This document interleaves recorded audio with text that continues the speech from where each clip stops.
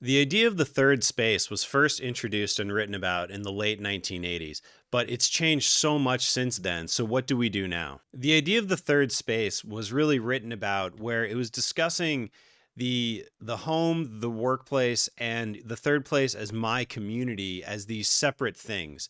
And the idea was that these are the homes away from homes where unrelated people relate. So, communities of people who are interested in similar things, they can relate to each other. And this is the sort of coiner of the term. And when you look at early office life, the idea that work, living, and the third space were separate made sense. There was a physical separation in the 80s between where you lived, driving or commuting to where you worked, and then commuting or walking or driving or whatever it is to your third space, whether that's a bowling alley or a bar or a gym or wherever it was. There was a physical separation between these three places. As you move into the 2000s, you start to see companies that are trying to capture more of your time. They're trying to bring more things to you in the office.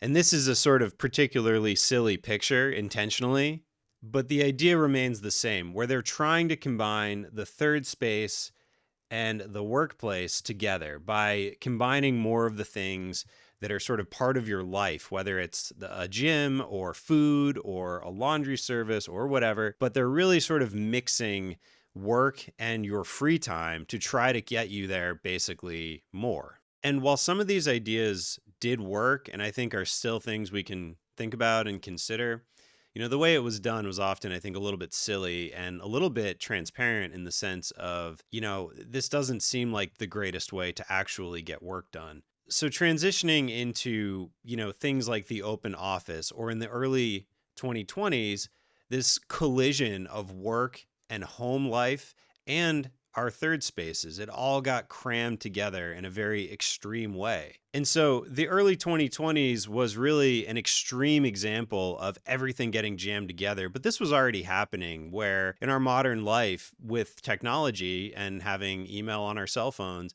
this idea of separating home, work, and a third space really was already deteriorated. So the version of this that we were looking at in the 80s really isn't the way life is right now. So, what do we do now going forward to create spaces that support our life, our work, and our enjoyment and our peace of mind? The things that we do because we love them, the things we do in our free time, the things we do with other people who have similar interests. In my life, that often was a climbing gym. And in my professional work, making these spaces, this is what we're focused on.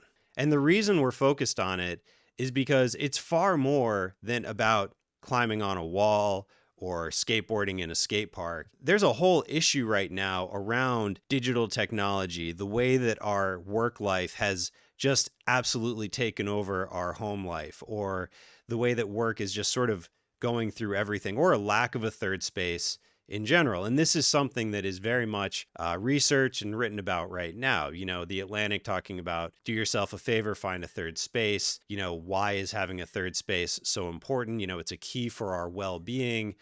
Brookings Institute talking about third places as community builders, or even UNESCO talking about third places as these true citizen spaces, these places for the people, for people to get together. And again, so from now where we are in the 2020s back to the 1980s, it's just very different. And even back in Friends and Seinfeld, the Business Insider talking about how Friends and Seinfeld knew the cure for loneliness, back in the 90s. These places, whether it's a physical activity or just a place to get together, or in my work, ideally both, where we can, support sort of physical activity, mental activity, as well as community building. And so in my case, I look at the work that I do as creating these third spaces very explicitly. And so this is really where a lot of that happens. And in my work, the spaces look often like this. This is work from a while ago where it's, combining these different activities or creating backdrops for other people to come in and do things like events and performances or other activities. And, they're not for one group of people. They're for people of all ages, different abilities, different interests, even. So the flexibility that we can bake into these spaces, that to me is what we are talking about when we're talking about the future of creating spaces that are both for living, for working, and this third space.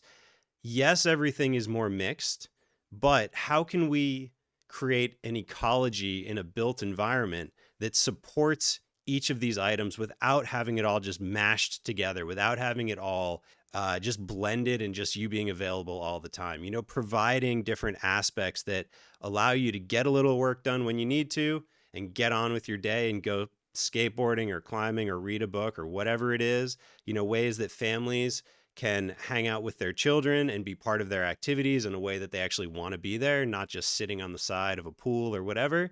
And I call these things third space plus because it's this idea of the third space plus more, asking the question of what else? What else can these things be? So I look at the evolution of third spaces as this thing that was very separated back in the 80s when it started. And that made sense for a lot of reasons. And a lot of it was technology. In the early 2000s, as we started sort of combining work and play, it wasn't always done in the most genuine way. There are articles talking about how Google would intentionally slow down cafeteria lines to foster engagement. And that's sort of like, having like people work intentionally slowly. That would seem sort of infuriating and a little bit overly engineered, if you ask me.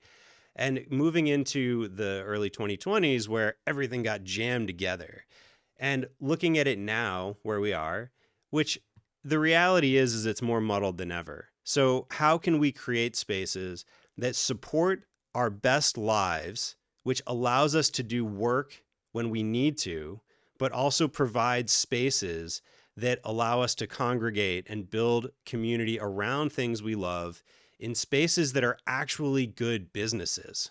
And that's an important part of this, is that there's a lot of this that we know from research and from just looking around, that sitting and staring at your phone isn't a great idea. It actually makes you much more unhappy than happy, and it sort of spirals. So creating these spaces is critical, but how do we do it? We need to have businesses that actually make money, actually make a profit, whether or not it's a for-profit or a nonprofit business. Having money coming in means you can choose your own destiny. You can have a sustainable profit source so that you can actually do what you want to do. And generally speaking, this is based on serving a certain group of people or people who have similar interests. And that interest is often the purpose. And so these are the three P's as I see it, where it's the people, the purpose, and the profit that all need to be working together to create this venue for living, the venue for life. And that's why when I talk about buildings for the business of play, or the combination of business, building, and play, like that combination is really the thing that to me is how we create spaces are good businesses, but also create room for discovery and self-improvement and education and whatever it is that is your particular flavor of what the third space could be.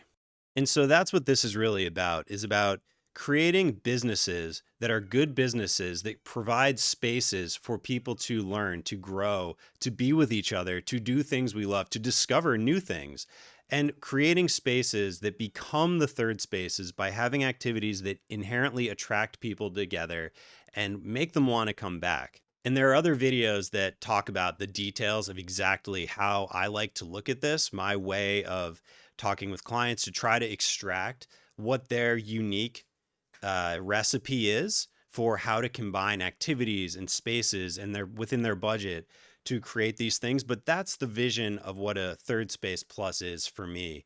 It's a space that is far more than what the original third space idea was back in the 80s, but it's still following from that tradition. It's still trying to do the same thing, realizing that we're just in a very different place, and technology has just forced us into that, which is not a good or a bad thing. It's probably good, but the point is that how do we sort of counteract that? How do we engage that in a productive way to create a space that's positive for us, for our communities, for our families, for our work, so that we can have the best life possible and have some fun? That's really what it's about. So thank you for watching, and I'll see you in the next videos.